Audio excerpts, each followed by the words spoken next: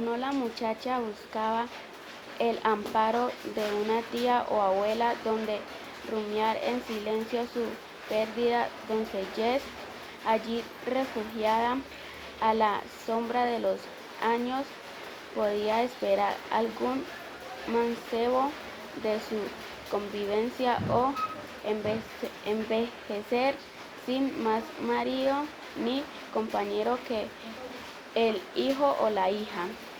Lo común era que las despechadas quedaran al acecho de un nuevo partido. Casi siempre un hombre de varias mujeres con fama bien ganada de amante y generoso. Si el lazo de los afectos persistía en ser flojo, la mujer joven se comprometía sucesivamente con uno o más maridos, llenándose de una prole variada de apellidos y colores. Es de presumir que por el camino de la inestabilidad siempre agudó el problema de la alimentación para uno o varios hijos. La madre degenerará en la expedita feria del sexo. La comunidad india, repoblada con el mestizaje del concubinato hispano, proseguía de esta manera alimentando de mujeres al mestizaje, los burdeles, hospitales y cárceles de la ciudad o del país vecino, Venezuela, con un altísimo índice de prostitución.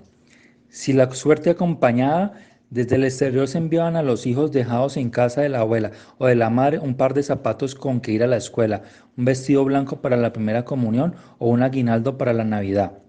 Híbridos de indios y de negros, próximo o distante el ancestro hispano, de vez en cuando un padre o un hermano vengativo salía en defensa de la honra si la puber era víctima de violencia carnal o estupro. Un machetazo traicionero o un desafío abierto podían dejar una secuela de difuntos. El derecho de pernada no puede juzgarse fuera del contexto histórico de la sociedad caribeña. El entrecruzamiento de patrones culturales poligámicos, indígena, hispánico y africano, impuestos o tolerados por el conquistador célibe, generó y mantuvo todos los vicios sexuales del feudalismo. A espaldas de la península, donde había quedado la esposa y la familia, el colonizador no tuvo frenos para saciar la lujuria con las mujeres indias o africanas. Las quejas ante los reyes de España y la iglesia demandando protección para sus cónyuges es el grito más persistente de la población india. Mucho más desoídos se acumulaban los repetidos alegatos de los negros, imposibilidades de poseer parejas africanas ante el apetito de los amos concupiscentes. La práctica del amancebamiento con varias mujeres también se justificó con el pretexto de poblar la colonia diezmada por el genocidio cometido sobre los jóvenes varones. La India, viuda huérfana, quedaba a merced de la agresión sexual del colonizador. Las comunidades indígenas, siempre refugiándose cada vez más en el interior de las selvas, han sufrido hasta nuestros días el acoso de los blancos en busca de mujeres. Los propios amos, interesados en ver acrecentada su hacienda con la procreación de zambos, daban licencia a sus esclavos negros para que asaltaran los resguardos indígenas. La guerra por la conquista de mujeres entre cimarrones e indios generó en prácticas ominosas, dándose el caso de que las prisioneras indias, siempre en número escaso, fueron obligadas a cohabitar en noches sucesivas con distintos agresores. Los indígenas respondían a estos desafueros colgando de los testes a sus prisioneros negros. El padre Joseph de la Vega cuenta en sus memorias como visitador apostólico en las orillas de San Jorge haber encontrado algunos casos de tales tropelías y retaliaciones.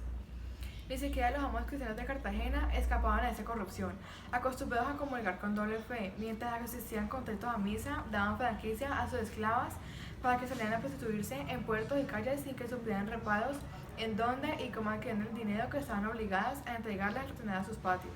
La presencia insólita de un médico en nada alteró el comportamiento de los cuadriteños frente a su medicina tradicional. Cruzaban ante la casa de poder santuario con miradas esquivas en pos del curandero de la hierba tradicional, transportando a sus enfermos de rancho en rancho. Las prolongadas lluvias producían carencias alimenticias, obligándolas a consumir casi exclusivamente el arroz apuñalado en los zarzas o tirantes bajo el techo pajizo. Yo sabía, informado por Romanita Santuario, quienes sufrían de diarreas, fiebres, parasitosis intestinales o complicados embarazos. ¿Por qué no iban a consultarme? Le preguntaba preocupado de que la carencia de recursos económicos fuera la causa de sus distanciamientos. La discreción de la anciana, entretenida en ampliar la mesa con el puño, me sugería muchas más dudas que su silencio. Mi insistencia revelándole que estaba dispuesto a medicinar a los enfermos sin que cancelaran de inmediato mis servicios lo obligó a desatar el misterio. Dicen que ustedes los médicos graduados deben ser muy buenos para curarse de enfermedades de la ciudad que tienen nombres raros, pero no las dolencias que padecemos acá, mal de ojos, entuertos, sustos y embrujos. Me esforcé en explicarle que las enfermedades eran las mismas, aunque tuvieran nombres diferentes. Sus ojos pequeños corretean maliciosos. Insistí, yo también tengo medicinas para el mal de ojo y los embrujos. Tal vez no sepa las recetas con las que curan los indios, pero sí conozco muy bien las enfermedades que producen las aguas contaminadas, la falta de alimento, los gusanos y la picada de mosquito. Movía la cabeza afirmativamente, negándose a sí misma. Lo primero que saltó de sus labios fue un gruñido espontáneo e irresistible. Detrás de sus interjecciones y suspiros se escondía la experiencia milenaria que no se dejaba apabullar por mis razonamientos. Inesperadamente, al verme con la mirada perpleja, me preguntó intranquilamente: dígame lo que sepa, lo peor que puede suceder a un enfermo es que le traiga sus males. Bueno, mire, yo tengo un mes de andar por aquí y sin embargo no he tenido oportunidad de atender al primer paciente. Creo que lo mejor es que me regrese. Levantó los brazos con desespero llevándose las manos a la cabeza. No diga eso ni en broma. Yo sé que hay muchos enfermos que están pendientes de usted. Ya saben que está aquí, que trae un maletín seguramente lleno de instrumentos raros, inyecciones y medicina. Tal vez les hace falta un poco de confianza. Nosotros por acá somos más indios que gente. Pero ya verá, ese rancho llenado de enfermos pidiéndole que lo examine, que les ponga encima sus instrumentos y hasta mire, yo mismo estoy acá por pedírselo. Aquí debajo en el vientre me sale una pelota que me duele durante varios días y luego se desvanece. ¿Serán ideas mías o es que me han echado un maleficio? Bajó la cabeza mostrándose avergonzada de haberme revelado un síntoma que había mantenido oculto quién sabe cuántos años atrás. Recién comenzaba a comprender que mi medicina infundía más temor que rechazos. La anciana salía embarcada en su pequeña canoa, impulsándose con la palanca con más agilidad que un muchacho. Después supe que iba de rancho en rancho, pregonando la eficacia de mi medicina. No es médico que cure solo con inyecciones. A mí me estuvo sobando las coyunturas de las piernas con manteca de cerdo. Y mire, cómo se me ha ido el reumatismo que me mantenía encalambrada. Al viejo mincocho también le curó una lagaña que le enturbiaba en la vista con solo soplarle los ojos.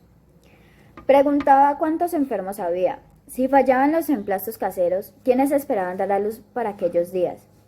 Regresaba al caer la tarde ocultándose en la oscuridad para que no se le viera el rostro. Conversaba con su marido tan cerca del fogón que sus palabras chisporreteaban con la candela.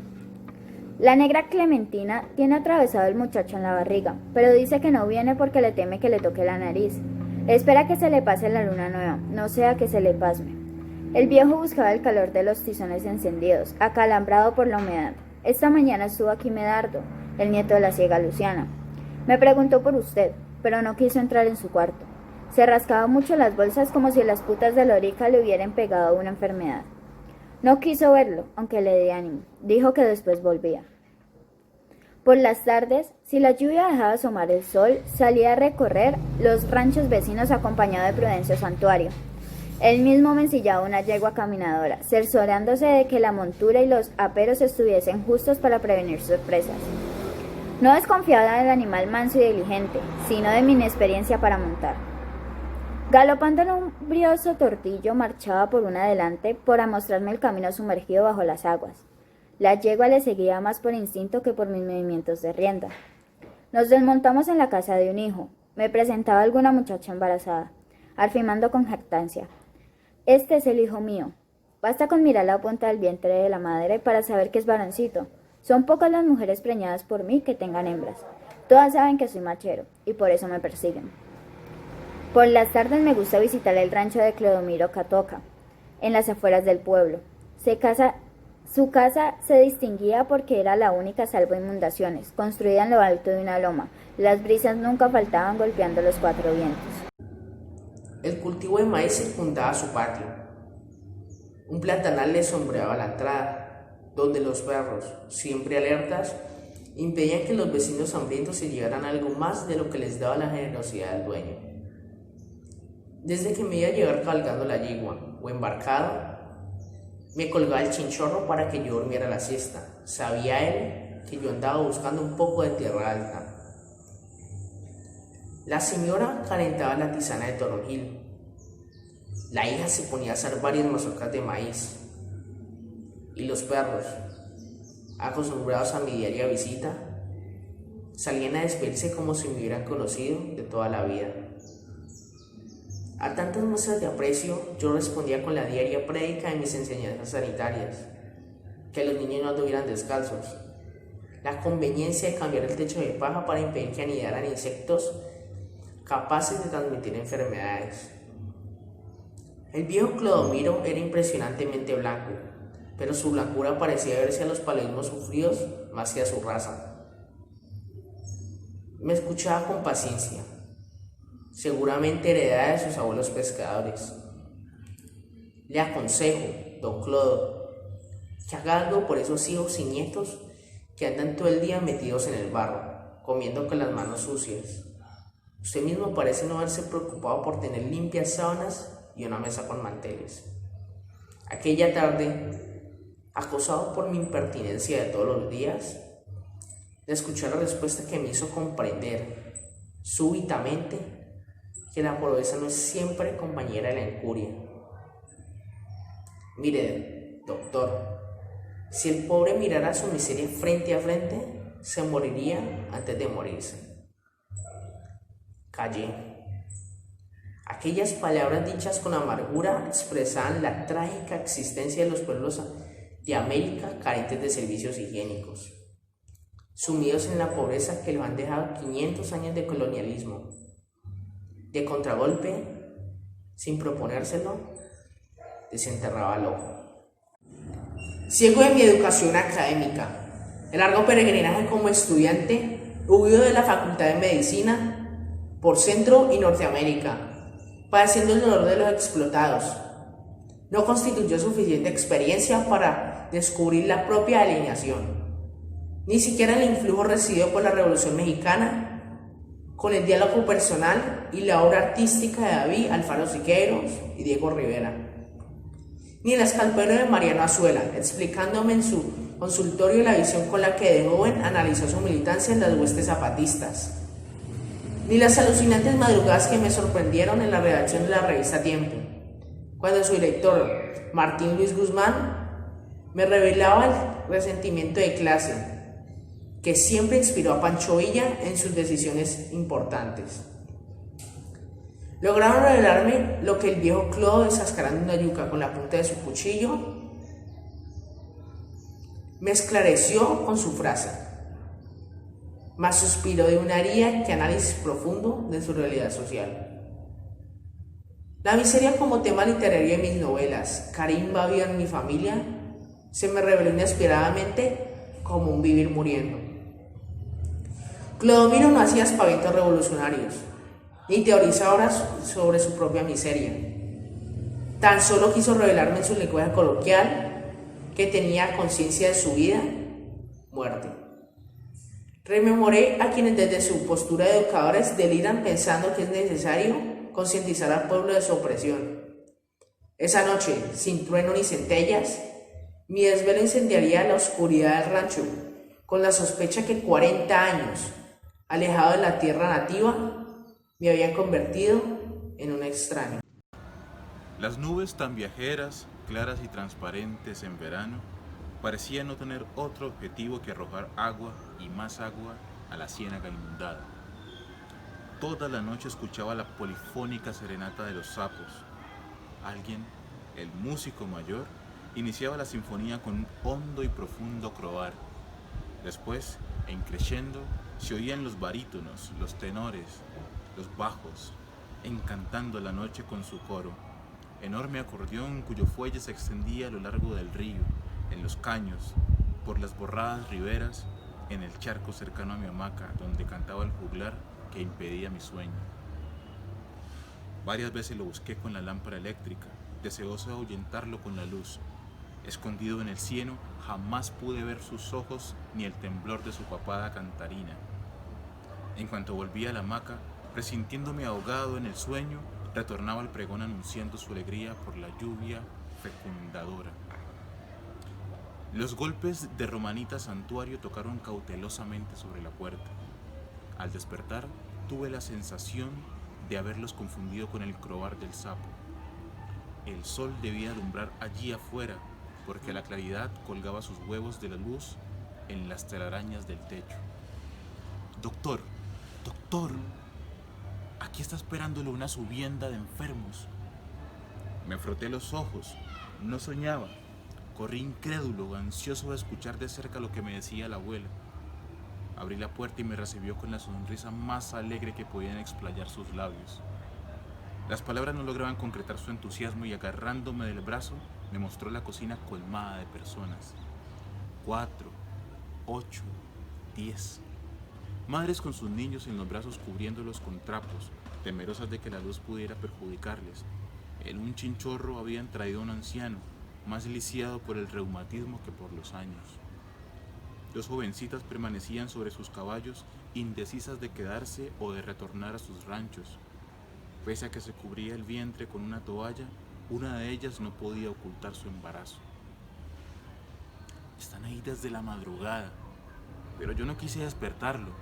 Anoche lo sentí tratando de cazar sapos. No pensé que mi insomnio hubiera podido desvelarla. Luego, asombrado, ¿pacientes? Así como se lo digo, todos quieren que usted les recete. Yo se lo decía, no se desespere que el invierno siempre trae su cosecha de enfermos. Hasta entonces no había organizado un consultorio. Romanita me informó que en el interior de su cuarto, en su propio lecho, me esperaba otra enferma. Sus gritos la retorcían, acesante la respiración, sudoroso el aliento.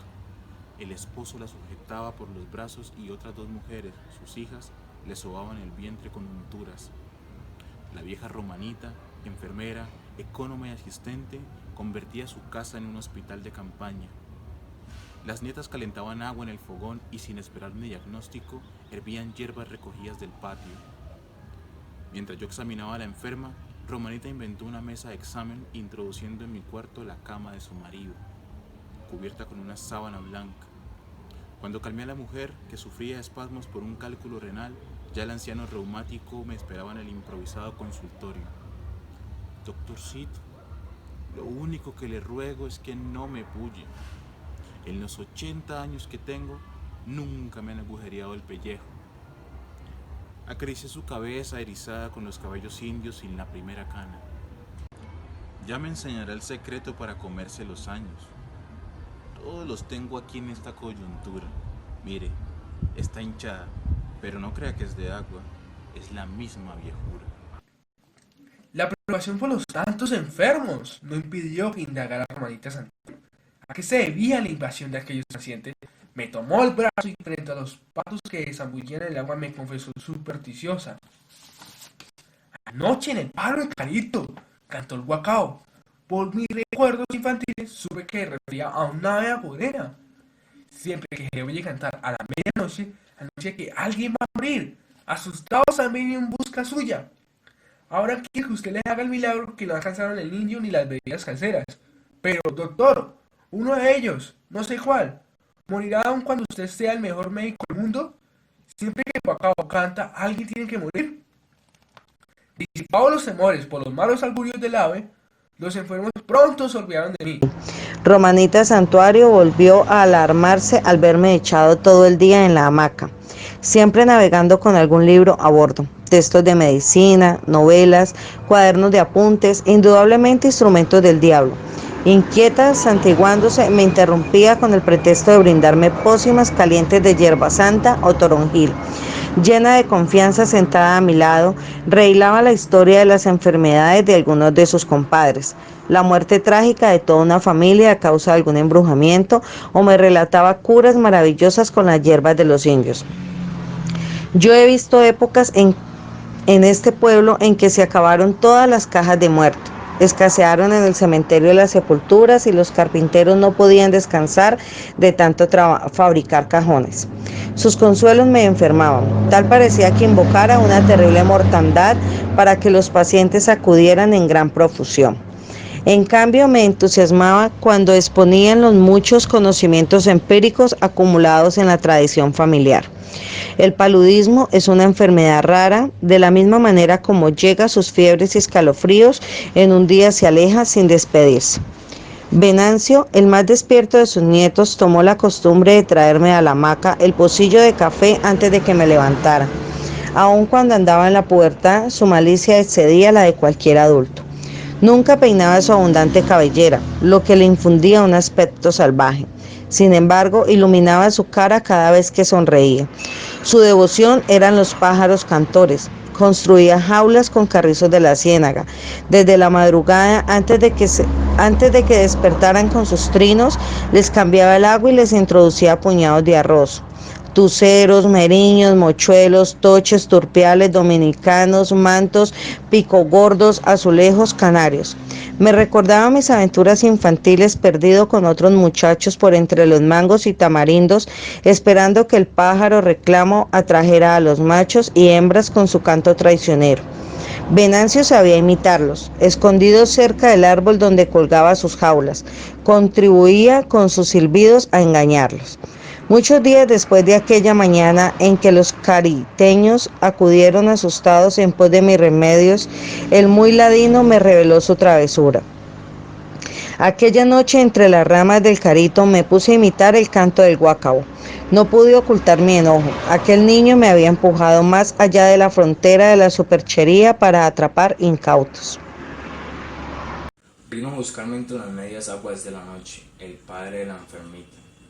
Enrollaba la paloma en la cintura, me dejaba ver su costillar bajo la piel seca y brillante. Esto ya era un síntoma revelador de la hambruna que padecía su familia por el crudo invierno. La canoa avanzaba velozmente, adivinadora del camino a pesar de que no llevábamos canalitero de popa. En el fondo encharcado sobrenadaba una lámpara ahumada. En el que quería yo ayudar alumbrando los contornos con mi lámpara eléctrica. Hace ya muchos días que mi hija no deja de sangrar por los dientes, está tan pálida que no creo que pase esta noche. Para decírselo de una vez, ya su madre le tiene lista la mortaja. Yo vine a buscarlo porque me han dicho que usted tiene intenciones milagrosas. Apreté el maletín contra mi pecho como si abrazara un salvavidas en medio del océano de la ciénaga. Sentí un poco de satisfacción y orgullo. Lentamente mi medicina se iba imponiendo sobre el empirismo y la superchería. Le hemos dado cuanto remedio conocemos por estos lados para detener la hemorragia. Mire, hasta las 7 hierbas contra la picadura de serpiente coral, esa maldita que hace vomitar sangre por los ojos. A lo lejos, faro perdido en la oscuridad, la luz comenzó a titilar. Antes había escuchado un quejido hondo y profundo. Ya la están llorando. Sentí que la canoa perdía velocidad como si el padre presintiera que eran inútiles sus golpes de palanca. Cruzamos bajo un árbol de campano y el vuelo de una torcaz nos devolvió la confianza. Detrás de nosotros escuchamos el lamento, casi humano, de su arrullo. Me engañó la paloma. La champa recobró su brío y pronto arribamos al tambo, encallando en la oscuridad. El mechón comenzó a moverse en el apostadero con un saltar de ojos luminosos. El ladrido de un perro y las voces de los niños se confundían. Todos hijos de la ciénaga, tenían el color de las aguas. Después supe que eran más indios que mestizos. ¡Cállate, embustera! La perra insistió en ladrar. Me ayudaron a subir por un horcón con muescas. La madre sostenía a un niño en sus brazos. Una sombra más en el oscuro aposento. El boga alzó el mechón para que yo pudiera ver los ojos vidriosos de la hija en el interior del chinchorro. 6 o 7 años de esperanza de vida. Ya ni los puedo abrir. Me mostraron la totuma con los escupitazos sanguinolentos. El fogón apagado. No fue difícil el diagnóstico. Escorbutó, asediada por el invierno. La familia sobrevivía alimentándose apenas con los pocos gajos de arroz colgados en el tambo. Afortunadamente llevaba conmigo el coagulante para detener la hemorragia. Sin embargo, revelando mi impotencia, pregunté si había un poco de leche, algún puñado de hortalizas, la posibilidad de asar un pedazo de carne. La respuesta me la dio un cerco de caras sorprendidas. Cuando Dios nos ayuda, probamos el pescado. Procedí a inyectar la droga con la esperanza de que al día siguiente pudiera suministrarle dosis masivas de vitaminas y minerales. Las miradas se dirigieron al fondo del maletín, ansiosas de un milagro. El estetoscopio, con su cabeza metálica y cuerpo de caucho, se enroscó en mis manos. Pedía a los curiosos que se retiraran, hijos, hermanos, vecinos, que acompañaban la pena con sus manos vacías. Desde lejos miraron el estuche de la jeringa entre la llama azulosa del alcohol. Después, asustados, presenciaron con ansiedad el ritual misterioso de la aguja hipodérmica. La enfermita no tuvo aliento para quejarse. Con un trapo húmedo limpié los coágulos de la boca y la grasa que le habían dejado los emplastos en la frente. El hilo de la sangre fluía en los bordes de su encía. Debí retirarme sin dejar ninguna prueba del milagro portentoso que todos esperaban. En los días siguientes, la canoa amaestrada estuvo recorriendo la órbita entre el rancho de Prudencio Santuario y el tambo en la mitad de la ciénaga. La hemorragia disminuía, persistía en su alarmante desangrar. Reconstruí el déficit de subalimentación crónica. Necesitaba continuos nutrientes y dosis repetidas de vitaminas. Ausente las lluvias, el sol recalentaba el agua de las ciénagas y en los rostros de los campesinos se reflejaba la esperanza de que pronto resurgirían los caminos sepultados. 2 meses después de haberme internado en los pantanos, presintiendo las enfermedades propias del verano, tuve de emergencia de asomarme a Lorica, ansioso de comprar drogas, algodón, bisturíes, espéculos y otros elementos quirúrgicos. Mi prestigio de médico parecía reforzarse, aún ignoraba a los enfermos. Se acercaban realmente confiados en mi terapéutica o empujados por la superstición y orfandad de recursos. No había fallado nadie y en las próximas del verano acentuaban la confianza de los enfermos en sobrevivir a la amenaza de la muerte revelada por el guacabo.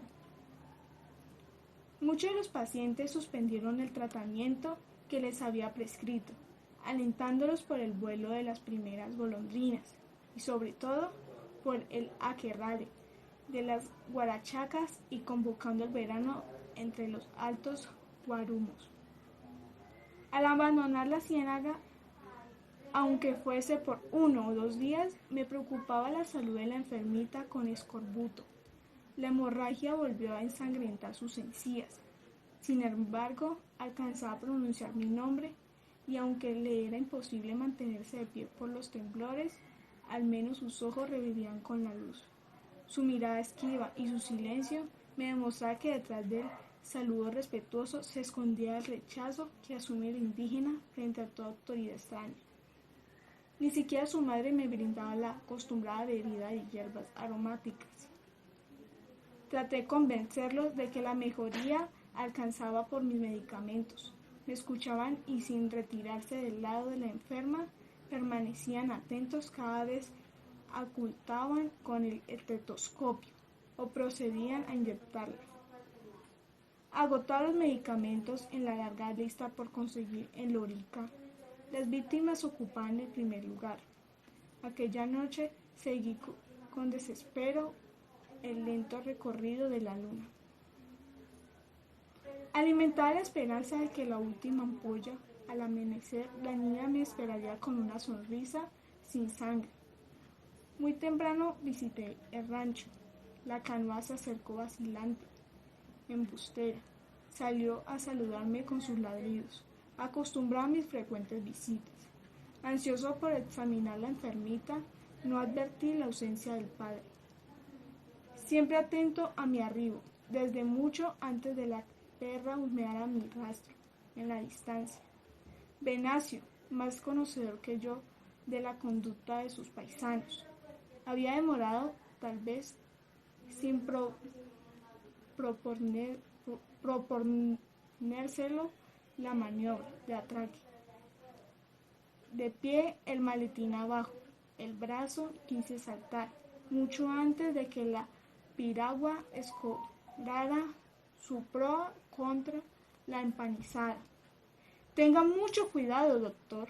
Los preparativos para iniciar la investigación se redujeron a fijar la grabadora RCA Victor, más pesada que un barril de bronce. Pertenecía al primer modelo llegado entre nosotros, muchas décadas antes de que los japoneses inventaran la electrónica de bolsillo para transportarla por los caminos selváticos.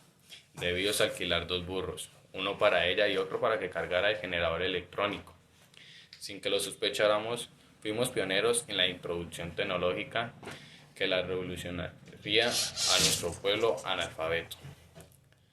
La grabadora de cinta magnetográfica permitiría difundir la tradición oral con más eficacia que la imprenta de Gutenberg en la literatura escrita. La música, los cantos, apenas conocidos por los coleccionadores de coplas, sobrevaloraron las fronteras del analfabetismo para invadir los centros urbanos, las salas de bailes y las bibliotecas del mundo.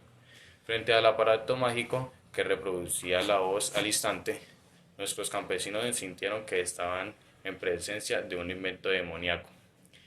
Los más inteligentes exclamaban: «Esa bruja tiene más memoria que un loro». Otros supersticiosos, como nos ocurrió con los nativos del antiguo enclave Cimarrón de Ure, se negaron a cantarnos los presagios gregorianos, prevalecieron durante los siglos como si lo hubiera aprendido de sus antepasados negros. Ustedes se llevaban nuestras voces y nos quedábamos mudos. Fue necesario que el obispo, con su suprema autoridad religiosa, dentro del sagrado recinto de la iglesia, presidiera la grabación, para que sus asustados feligreses nos dejaran escuchar sus cantos litúrgicos en latín. Ancianos centenarios que habían participado en la última guerra civil, alguien que testimoniara haber tenido un bisabuelo, que había cargado en sus tobillos la cadena de esclavo, autores anónimos que componían sus versos para el círculo de sus familiares improvisados en una noche de parranda, la manera de construir una troja, las fórmulas mágicas para atrapar a los hombres esquivos, como imitar el ronquido del tigre, aullando frente a una tinaja de barro, los refranes que condigaban la conducta, las oraciones para curar la gusanera de las reses enfermas, el arte de cazar caimanes, sorprendieron en sus cuevas bajo la corriente de los ríos, relatos largos de las abuelas y ancianos evocando sus cantos, música y bailes, en los cuales Delia se perdería en mi trabajo Tradición Oral y Conducta en Córdoba, realizado con la colaboración de los sociólogos Edmundo y Gregorio Clavijo, examinamos el comportamiento de analfabetas y semiletrados del Bajo Sinú. Después de 500 años de aculturación hispánica, los mestizos y mulatos se rigen por el conjunto híbrido de filosofías y prácticas empíricas de las culturas indígenas, europea y africana. Los refranes, coplas, adivinanzas, cantos, fórmulas mágicas, chistes y apodos son el único código válido de comportamiento de sus actitudes, pensamientos y acciones. Mientras los coleccionistas, imbuidos por los primeros investigadores del folclore, asignaban que adocenan fichas de museo, el pueblo cordobés, al igual que el resto de la población analfabeta y semiletrada de América, más de 100 millones de seres humanos, se atienen a la tradición oral como norma que codifica la totalidad de su cultura. El aporte africano se concentró en el uso de la medicina de influencia. Arrancados del hábitat nativo donde conocían ampliamente sus plantas, animales y minerales, al llegar a América se encontraron desposeídos de su experiencia tradicional para curar las enfermedades conocidas y las nuevas que padecían en el continente. La necesidad, más que la credulidad, llevó a los africanos a acogerse a la medicina indígena, la más próxima, debido al abandono en el que se les dejó por parte de los médicos coloniales. Mezclados en las barriadas indígenas y mestizas o compelidos a convivir con los indios cuando se escapaban en las selvas, siempre dependieron de sus hierbas. Sin embargo, el africano también practicó y desarrolló su propia terapéutica, sola o mezclada con nativas o europeas. Su mayor aporte lo encontramos en la supervivencia de prácticas mágicas para protegerse de sus enemigos. La magia de influencia adquirió forma preponderante en las comunidades negras, embrujos para batir la fortaleza del amo o destruir su razón, cómo atraer el afecto amoroso de sus mujeres, ocasionar la esterilidad y otros influjos. Muchos años después de aquella experiencia médica en la tierra de mis mayores y tras las investigaciones sobre su comportamiento, comprendí, aun cuando no siempre acepté, los usos y filosofías de nuestras gentes. El prestigio de los indios en las comunidades mestizas próximas a los antiguos resguardos indígenas de San Sebastián de Urabá, San Nicolás de Bari y San Andrés de Sotavento no tenían por qué sorprenderme. Perseguidos por las autoridades se mantenían ocultos en sus pueblos, desde los cuales, amparados por la comunidad india y mestiza, ejercían su influjo terapéutico. A la romería de los campesinos en busca de milagros se sumaban no pocos de la ciudad, entre los cuales solían encontrarse padres o hermanos de médicos. La credulidad popular, apoyada en éxitos ocasionales, generalmente en enfermedades con tendencia a la recuperación natural, esquizofrenias, eczemas, secuelas palúdicas, etc., se encargaban en propalar prodigios que nada tenían que ver con sus falsas curaciones. No es mi propósito en este relato condenar como inane e ineficaz la terapéutica empírica ante las especulaciones adversas que solo quieren encontrar ignorancia y superchería en la medicina natural adicional. Está el hecho evidente de que las comunidades campesinas cada vez más abandonadas de la medicina científica, pese a su alto porcentaje de mortalidad infantil, se acrecientan en forma alarmante. Los índices demográficos. A aquellos que sobreviven, saludables o lisiados, deben su existencia a los cuidados de las parteras, yerbateros, sobanderos y rezanderos empíricos. Un análisis más alerta de las implicaciones sociales de este comportamiento mezcla al azar inclemencias naturales y de injusticias sociales. Nos permitiría penetrar profundamente en el fracaso y en los pocos aciertos de las revoluciones latinoamericanas. El triunfo o la derrota se debe a que se oiga o no el clamor y la experiencia de los pueblos en su persistente lucha contra los expoliadores. El rechazo heroico de los indígenas contra la conquista y la colonización europea, los levantamientos de los negros y marrones, las guerras de independencia de los criollos contra las metrópolis, siempre se inspiraron en los mitos y religiones populares, en los recursos mágicos que hacen del oprimido un combatiente invencible, en el culto a los muertos, cuya voluntad de lucha alienta a los vivos contra sus opresores.